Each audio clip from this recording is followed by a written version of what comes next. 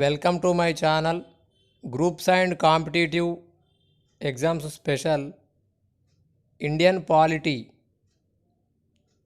రాజ్యాంగం పరిచయం introduction to the constitution. Groups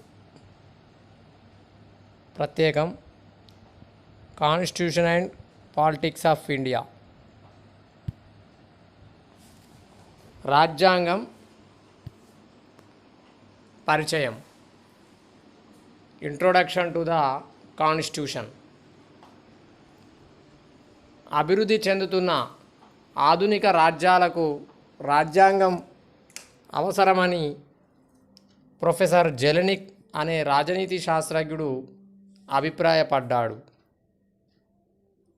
ప్రముఖ రాజనీతి శాస్త్రజ్ఞుడు సిజే ఫ్రెడరిక్ తన గ్రంథమైన కాన్స్టిట్యూషనల్ గవర్నమెంట్ అండ్ డెమోక్రసీలో అభిప్రాయపడినట్లుగా రాజ్యంలో రాజకీయ ప్రక్రియలను సక్రమమైన పద్ధతిలో జరగడానికి రాజ్యాంగం ప్రముఖ పాత్ర వహిస్తుంది. రాజ్యాంగ నిర్వచనాలు. అరిస్టాటిల్ రాజ్యంలో అంతర్భాగమైన పౌరుల అనూహ్య సంబంధాన్ని నిర్ధారించే పద్ధతే రాజ్యాంగం అని నిర్వచించాడు. లార్డ్ బ్రైస్ నిర్వచనం. ప్రభుత్వ స్వరూపాన్ని, అది పనిచేసే విధానాన్ని తెలిపే నిర్దిష్ట నియమాల సముదాయమే రాజ్యాంగం.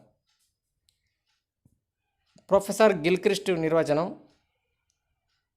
రాజ్యాన్ని మోటారు వాహనంతో పోల్చితే దాని యంత్రం ప్రభుత్వం కాగా దాని చట్రం రాజ్యాంగంగా చెప్పవచ్చు.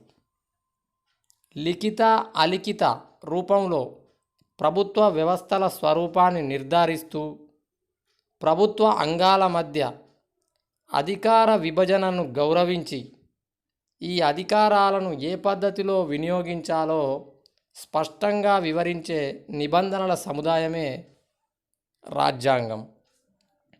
రాజ్యాంగతావాదం. సుప్రీంకోర్టు కేసులు.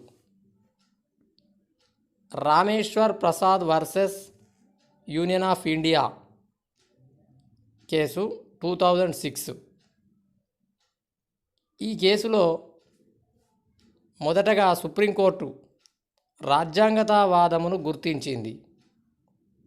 రాజ్యాంగతావాదం లేదా రాజ్యాంగపరమైన ప్రభుత్వ వ్యవస్థ నిరంకుశవాదాన్ని సహించదని పేర్కొంది.